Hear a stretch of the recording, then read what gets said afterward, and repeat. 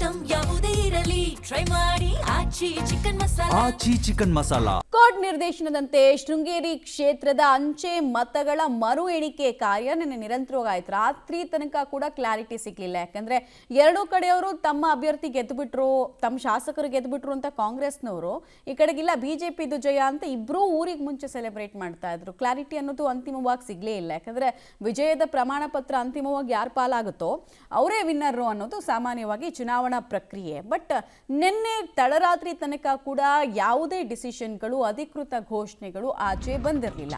But ಈಗ ಒಂದಷ್ಟು clarity ಸಿಗ್ತಾ ಇದೆ. ಶೃಂಗೇರಿ ಕ್ಷೇತ್ರದ ಅಂಚೆ ಮತ ಮರು ಎಣಿಕೆಯಲ್ಲಿ ಟ್ವಿಸ್ಟ್ ಸಿಗ್ತಾ ಇದೆ. ಮರು ಮತ ಎಣಿಕೆಯಲ್ಲಿ ಬಿಜೆಪಿಯ ಜೀವರಾಜ್ಗೆ ಬಹುಮತ ಅಂತ ಹೇಳಲಾಗ್ತಾ ಇದೆ. 2023ನಲ್ಲಿ 201 ಮತಗಳ ಅಂತರದಲ್ಲಿ ರಾಜೇಗೌಡರು ಗೆದ್ದಿದ್ರು.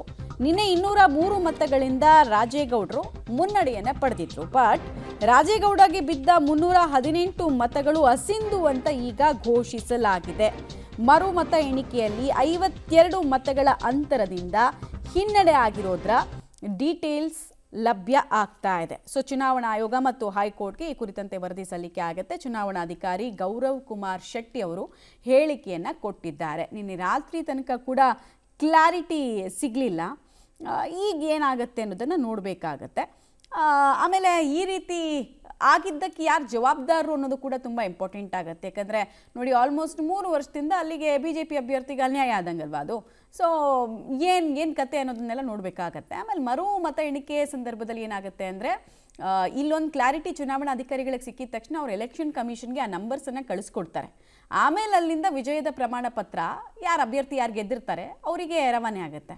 ಸಾಮಾನ್ಯ ಚುನಾವಣಾ ಪ್ರಕ್ರಿಯೆ ಏನು, ವೋಟಿಂಗ್ ನಡೆಯುತ್ತೆ. ವೋಟಿಂಗ್ ನಡೆದಿದ ತಕ್ಷಣ ಸಂಜೆ ಅಷ್ಟೊತ್ತಿಗೆ ವಿನ್ನರ್ ಯಾರು ಅಂತ ಡಿಕ್ಲೇರ್ ಮಾಡೋ ಕೆಲಸ ಆಗುತ್ತೆ. ವಿಜಯದ ಪ್ರಮಾಣ ಪತ್ರವನ್ನು ವಿನ್ನರ್ಗೆ ಕೊಡ್ತಾರೆ. ಬಟ್ ಇದು ಸ್ವಲ್ಪ ಕಾಂಪ್ಲಿಕೇಟೆಡ್ ಇರೋದ್ರಿಂದ ಎಲೆಕ್ಷನ್ ಕಮಿಷನ್ಗೆ ರಿಪೋರ್ಟನ್ನು ಕಳಿಸ್ಕೊಡ್ತಾರೆ. ಬಟ್ ಆಶ್ಚರ್ಯ ಅನಿಸೋದು, ಆಗ ಸಿಂಧು ಆಗಿದ್ದ ಮತಗಳು ಈಗ ಸಿಂಧು ಹೇಗೆ ಅಂತ ಡೀಟೇಲ್ಸ್ ಕೊಡ್ತಾರೆ.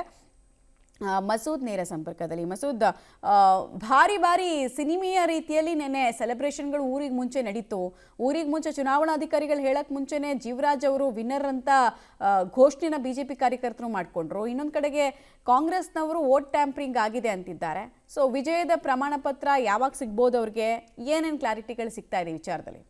ಮಮತಾ, ಸಾಮಾನ್ಯವಾಗಿ ಚುನಾವಣಾ ತಕರಾರು ಅರ್ಜಿಗಳ ವಿಚಾರದಲ್ಲಿ ಯಾರು ಅರ್ಜಿ ಹಾಕೊಂಡಿರ್ತಾರೆ, ಯಾರು ಕಂಪ್ಲೇಂಟ್ ಮಾಡಿರ್ತಾರೆ, ನನಗೆ ಅನ್ಯಾಯ ಆಗಿದೆ ಮತ ಕಡಿಮೆ ಬಂದಿದೆ ಅಂತ, ಅವರ ಪರವಾಗಿ ಒಂದು ರೀತಿಯಲ್ಲಿ ಆದೇಶಗಳು ಮರು ಎಣಿಕೆಯಲ್ಲಿ ಗೆಲುವು ಬರೋದು ಬಹಳ ಕಡಿಮೆ. ಇದೊಂದು ಅಪರೂಪದ ಪ್ರಕರಣ.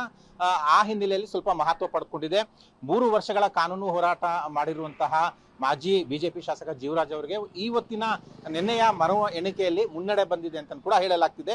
ಅಧಿಕೃತವಾಗಿ ನಿನ್ನೆ ಎಣಿಕೆ ಅಧಿಕಾರಿಗಳು ಏನು ಎಣಿಕೆ ಮಾಡಿದ್ದಾರೆ ಅವರು ಅನೌನ್ಸ್ ಮಾಡಲ್ಲ. ಕೋರ್ಟ್ ಈ ಸಂಬಂಧಪಟ್ಟಂತೆ ಆದೇಶ ಮಾಡುತ್ತೆ. ಮುಂದಿನ ಕ್ರಮ ತೆಗೆದುಕೊಳ್ಳಿ ಅಂತ ಚುನಾವಣಾ ಆಯೋಗಕ್ಕೂ ಕೂಡ ಕೋರ್ಟ್ ಸೂಚನೆ ಕೊಡಬಹುದು. ಚುನಾವಣಾ ಆಯೋಗ ವಿಜಯ ಅಂತ ಘೋಷಣೆ ಮಾಡಬಹುದು. ರಾಜೇಗೌಡ ಅವರ ಅನರ್ಹತೆಯನ್ನು ಕೂಡ ಹೇಳಬಹುದು. ಒಟ್ಟಾರೆಯಾಗಿ ಮುಂದೆ ಅದು ಕೋರ್ಟ್ ಆದೇಶದ ಮೇರೆಗೆ ಚುನಾವಣಾ ಆಯೋಗ ಕ್ರಮ ತೆಗೆದುಕೊಳ್ಳುತ್ತೆ.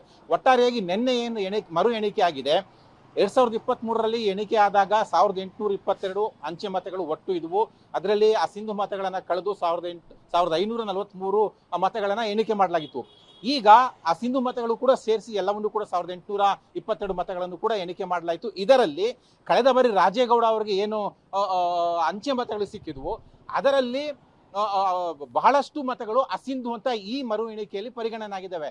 ಆ ಹಿನ್ನೆಲೆಯಲ್ಲೇ ಕಳೆದ ಬಾರಿ ಅವರು 201 ಲೀಡ್ ನಲ್ಲಿ ಗೆದ್ದಿದ್ರು. 201 ಅಲ್ಪ ಲೀಡು, ಅದರಲ್ಲಿ ಗೆದ್ದಿದ್ರು ಅವರು. ಈ ಬಾರಿ ಅವ್ರಿಗೆ ಹಿನ್ನಡೆ ಆಗಿದೆ. 52 ಮತಗಳ ಮುನ್ನಡೆ ಜೀವರಾಜ್ ಅವರಿಗೆ ಆಗಿರುವಂಥದ್ದು. ಅಂದ್ರೆ ಅವರು ಗೆದ್ದಿದ್ದಾರೆ ಅನ್ನುವಂಥ ಅರ್ಥ ಇಲ್ಲೇ. ಅದರ ಅಧಿಕೃತವಾಗಿ ಹೈಕೋರ್ಟ್ಗೆ ಸಂಬಂಧಪಟ್ಟಂತೆ ಆದೇಶ ಮಾಡುತ್ತೆ. ಈಗ ಮರು ಎಣಿಕೆಯಲ್ಲಿ ಜೀವರಾಜ್ ಅವರಿಗೆ 52 ಮತಗಳ ಮುನ್ನಡೆ ಆಗಿದೆ. ಟಿ.ಡಿ. ರಾಜೇಗೌಡ ಅವರಿಗೆ ಹಿನ್ನಡೆ ಆಗಿದೆ. ಇದೊಂದು ರೀತಿಯಲ್ಲಿ ರಾಜಕೀಯವಾಗಿ ಬಹಳ ಮಹತ್ವ ಪಡೆದುಕೊಳ್ಳುತ್ತೆ. ಏನಾಗಿತ್ತು ಆವಾಗ ಮರು ಎಣಿಕೆಯಲ್ಲಿ, ಯಾರ ತಪ್ಪಿದೆ, ಇವೆಲ್ಲವೂ ಕೂಡ ಕೂಲಂಕಷವಾಗಿ ತನಿಖೆ ಆಗಬೇಕಾಗುತ್ತೆ. ಕೋರ್ಟ್ ಕೂಡ ಈ ಸಂಬಂಧಪಟ್ಟಂತೆ ತನಿಖೆ ಮಾಡಿ ವಿಚಾರಣೆ ಮಾಡಿ ಆದೇಶ ಕೊಡಬೇಕಾಗುತ್ತೆ. ಈಗ ಬಿಜೆಪಿಗೆ ಮುನ್ನಡೆ ಆಗಿದೆ, ಕಾಂಗ್ರೆಸ್ಗೆ ತೀವ್ರ ಮುಖಭಂಗ ಆಗಿರುವಂತದ್ದು. ಕಾಂಗ್ರೆಸ್ ಇದನ್ನ ಯಾವ ರೀತಿ ಮುಂದುವರಿಸುತ್ತೆ, ಎದುರಿಸುತ್ತೆ, ಕಾದು ನೋಡಬೇಕು. ಇನ್ನು ಟಿ.ಡಿ. ರಾಜೇಗೌಡರು ಇದನ್ನ ಕಾನೂನಾತ್ಮಕವಾಗಿ ಯಾವ ರೀತಿ ಸಮರ ಮಾಡ್ತಾರೆ ಅದನ್ನು ಕೂಡ ಎದುರು ನೋಡಲಾಗ್ತಿದೆ. ಸದ್ಯಕ್ಕೆ ಜೀವರಾಜ್ ಅವರಿಗೆ ಮುನ್ನಡೆ ಬಂದಿದೆ. ಮಮತಾ.